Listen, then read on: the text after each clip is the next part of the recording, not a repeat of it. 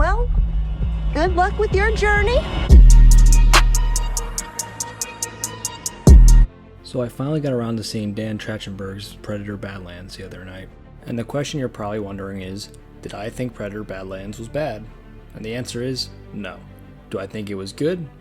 Also no. This film is simultaneously overglazed and overhated, which is the case with a lot of modern media. Predator Badlands was just solid. It wasn't good, it wasn't bad, it was a fine, generic action movie, which is the real problem with this film. It doesn't really feel like a Predator film.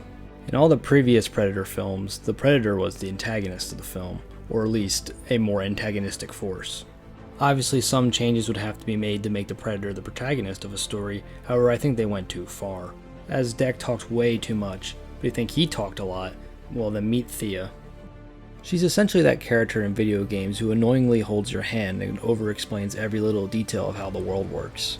Instead of experiencing the story for yourself, she elaborates on every little detail of what is happening to the audience. And I mean every detail. This chick does not stop talking.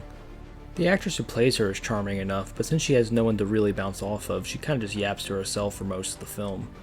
However, while I've been mostly going over the negatives so far, there are also positives to the story as well.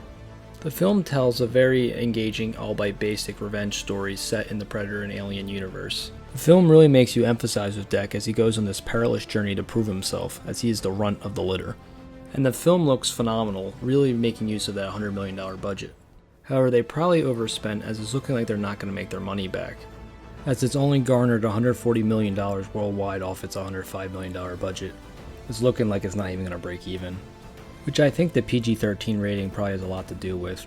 They likely did it to be able to capture a wider audience, however in the process they lost the interest of their actual target audience, as the violence in this film wasn't nearly as visceral as the Predator films are normally known for. Like I said earlier, it is an enjoyable action film with a nice coat of sci-fi paint on it, however it doesn't feel like a Predator film, which I think is this film's gravest sin. I think this movie is actually more enjoyable if you treat it as its own thing rather than another entry into the Predator franchise, as it really doesn't gel with the established lore. All in all, it's a film that left me feeling rather whelmed.